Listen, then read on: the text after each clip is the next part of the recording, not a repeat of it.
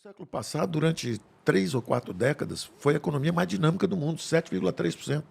Final do governo militar já estava crescendo 5%, já está começando a descer, por causa do modelo econômico. Modelo econômico ruim. O que tu quer dizer com modelo econômico? O modelo econômico é o seguinte, você tem duas grandes visões. A primeira visão é que acredita que você, o seu poder criativo, a sua capacidade de trabalho, cada um de nós com o que tem, o seu conhecimento. Claro, quanto mais educação, maior a sua capacidade de contribuir pelo conhecimento que você tem. Quanto maior a quantidade de tecnologia embutida no capital, por exemplo, você pode fazer capital cimento, estádio de futebol. Muito bom. Todo mundo se diverte, enche o estádio, etc. Mas, às vezes, com um volume menor de capital, mas numa economia digital, você produz algo mais produtivo do que assistir um jogo de futebol.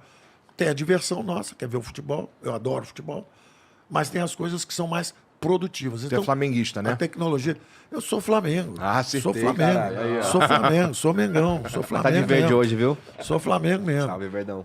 E como eu sou velho, eu vi... Vou te dar um exemplo, hein? Eu adoro o Zico, mas eu levei uns 3 anos, 4 anos para falar assim, não, é super craque. Levei uns 3 ou 4 anos, apesar de ser Flamengo, porque eu tinha ido para fora estudar quando ele surgiu. Quando eu voltei, eu comecei a analisar. Só que eu tinha visto jogar. Na minha geração, quando eu era menino, quem eram os craques? Pelé, Garrincha. Quando eu vi esse pessoal jogar, eu falava, bom, essa turma é fora de série. Aí eu vi o Zico e falei assim, deixa eu examinar. Deixa eu ver se é isso mesmo que estão falando. E aí, falei, é isso mesmo, é muito bom. Mas quem viu o Pelé jogar não aceita qualquer um, entendeu? Então, eu vejo os argentinos às vezes falando, não, porque o Messi é jogador de futebol de salão acelerado, joga bem, faz gol, é bacana, mas não dá para comparar com o Pelé. O Pelé é de qualquer lado, você não sabe com que perna ele batia. Jogava com as duas. Batia falta com a direita, com a esquerda, matava a bola no peito, parava no ar, dava bicicleta. Olha os filmes, veja os filmes antigos. Veja o que é o Pelé jogando e vê a turma jogando hoje. Vê a turma jogando hoje. Pô, mas eu já atrapalhei, cara. Você estava falando sobre o modelo econômico. Econômico. Então está dizendo o seguinte, tem duas grandes visões. Uma visão é de que nós todos somos muito valiosos e criamos muito valor. É o que se chama de uma economia de mercado. Cada um de nós na sua vantagem. Por exemplo, um vive no campo, ele começa a produzir lá alimentos. O outro vai para uma universidade, vira professor, distribui conhecimento. O outro é um bom comunicador, como você, vira um provedor de serviço de comunicação, bota uma opção de gente ligada, seguindo, ouvindo, querendo saber o que está acontecendo. Cada um de nós de um jeito. E nós, como uma comunidade, resolvemos atribuir algumas funções para o governo. Algumas. Por exemplo, nós não atribuímos para o governo o direito de escolher se nós vamos ter religião ou não, ou que religião vamos ter.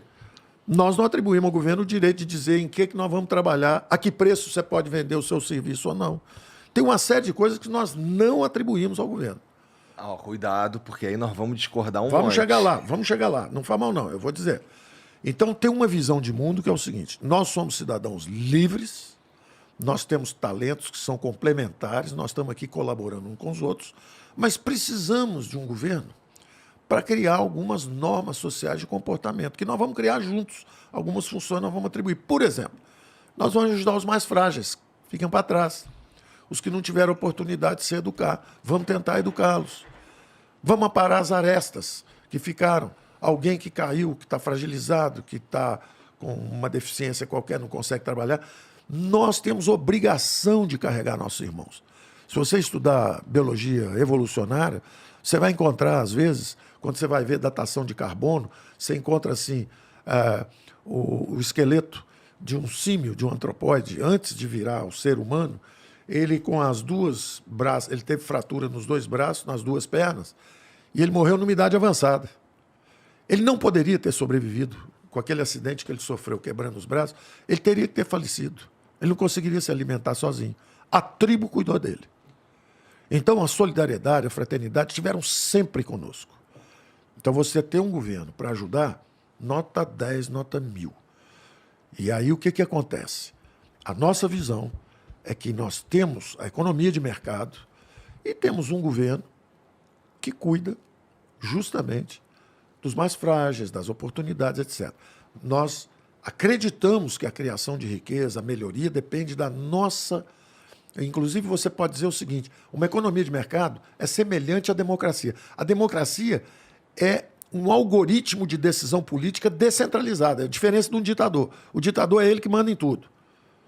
E ele tem um super-ministro do planejamento, que fala assim, ó, eu vou planejar toda a agricultura para os próximos 10 anos, toda a política de semicondutores nacionais, eu vou planejar também toda a nossa política de infraestrutura, eu também vou planejar... É uma farsa. Qualquer ministro do planejamento desse é um farsante. Porque o segredo da humanidade é justamente essa divisão de funções, atribuições, virtudes, etc. Então, a democracia fraciona o poder, são 3, 4 poderes independentes. A mídia é um poder, vocês são um poder. Então, são vários poderes independentes e a decisão é descentralizada. Às vezes um cara decide uma coisa, o pessoal discorda, mas é descentralizado. E aí nós vamos avançando por tentativa e erro. Ora, o mercado é igualzinho. É um algoritmo de decisão descentralizada, só que é na economia, em vez de ser na política. Um cara inventa, o Tesla lá inventa um negócio, o carro elétrico, aí o outro vai lá e inventa a descarbonização, aí o outro inventa a máquina a vapor, aí o outro inventa, o Thomas Edison inventa lá a luz, aí os irmãos, o Santos Dumont na França, brasileiro, e os irmãos Wright inventam o avião lá não sei aonde, quer dizer, descentralizado, não tem um planejamento central. Então, o erro de modelo, se você perguntar assim, qual foi o grande defeito, qual o grande problema da economia brasileira? Por que um povo, um país que é risco, o presidente fala, como é que pode um país que é tão rico em recursos, como é que esse país não acabou ainda com a miséria e com a pobreza? O modelo econômico é muito ruim. O modelo econômico é muito ruim há muitas décadas. Os últimos 2 governos militares já estavam lá perdendo um pouco o rumo. Entrou a democracia, a redemocratização, conseguiu pegar a inflação 200, levar para 5.000% por falta de capacidade, por incapacidade. Os políticos não estavam habilitados, eles ficaram tanto tempo fora do poder que eles não tinham capacidade de escolha correta. E os economistas a mesma coisa, todo mundo pensando em política, fazendo besteira, congelando preço, que foi o plano cruzado, congelando ativos, sequestrando poupança, que era o plano Collor, fazendo uma besteira atrás da outra. E nós perdemos décadas, perdemos 2, 3 décadas, mas fomos aprendendo e progredindo aos poucos na tentativa e erro. Quando explodiu o câmbio, nós aprendemos a flutuar. Quando foi para hiper, nós aprendemos a ter um banco central forte. Quando endividou em bola de neve, nós fizemos o teto. Quer dizer, é um aprendizado a duras penas por falta de conhecimento. Mas o Brasil está tentando andar na direção certa. Mas é um modelo, durante 30 anos, é um modelo de centro-esquerda, que é, ao contrário do que eu falei, que acredito na descentralização dos poderes, na descentralização da decisão econômica, a centro-esquerda é o contrário. Ela acredita na virtude do planejamento, na virtude do Estado grande. Ela tolera os mercados. Ela é obrigada a tolerar. Se ela pudesse, ela tributava 100% você. Pegar tudo que você produz. Mas ela é obrigada a te tolerar. Ela tributa só 40%, só 35%. Ela deixa você ficar com a metade do seu trabalho, a outra metade ela toma. E isso está em toda parte. Está nos produtos, quer dizer, agora nós baixamos o IPI, nós baixamos o ICMS, nós estamos baixando os impostos, nós estamos repassando para a população o recurso. Durante 40 anos os impostos só subiram. Então, o nosso governo está indo para o outro lado. Nós estamos indo para o caminho da prosperidade. Nós estamos indo em direção à economia de mercado, de consumo de massa.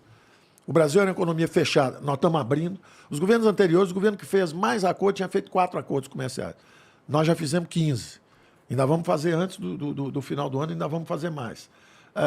Os governos anteriores subiram os impostos. Nós estamos reduzindo os impostos. Então, a economia fechada, nós estamos abrindo. Imposto alto, nós estamos reduzindo. Gasto do governo era muito alto. Nós entramos, o gasto com a administração pública federal era 4,5% do PIB. Hoje é 3,5%. Nós baixamos. Então, nós estamos indo para um outro caminho. Nós acreditamos no caminho da prosperidade. Mas, ao mesmo tempo, sem esquecer o que você falou. Eu aprendi muito com gente de esquerda. Eu li muito. E tem razão. A sensibilidade social é importante. Tanto que eu estava ajudando, justamente com esse choque, direita, esquerda, eu estava ajudando uma pessoa que eu achava que podia ser um cara meio de centro, uma terceira via e tal. Só que, tem que ter push, tem que ter potência para aguentar o tranco. Uhum. O jovem talvez não aguentasse, desistiu. E foi assim que o Bolsonaro falou comigo, vem cá, se ele desistir, você me ajuda? Porque o Brasil está indo para o caminho da miséria. Nós queremos ir para o caminho da prosperidade, para o outro lado. Você me ajuda? Eu falei, ajudo. Era melhor se tivesse todo mundo junto, com essa visão de deixar essa brigalhada para trás e vamos fazer uma economia arrumada aí para frente. E vamos respeitar a liberdade um do outro. E tem que ter tolerância. Dizem que ele é intolerante. Eu nunca vi tanta intolerância também. Eu, por exemplo, sou um liberal, não sou um conservador. Me impressiona a intolerância da esquerda com a visão do conservador. Pô, se a esquerda é a democracia brasileira parece um saci-pererê. Só pula na perninha esquerda. Só pode ter governo de esquerda, presidente de esquerda, tudo de esquerda. Você parece um cara que é conservador, fala Deus, família, patriotismo, a pátria é importante. Aí começa todo mundo a jogar pedra. Por quê? Nós vamos ser intolerantes com os conservadores? Vou chutar por que o povo brasileiro busca muito ideias de esquerda. Eu acho que é porque a gente tem muita gente que tá na merda. E aí as ideias de esquerda, elas tendem a pelo menos parecer mais abrangentes nesse sentido.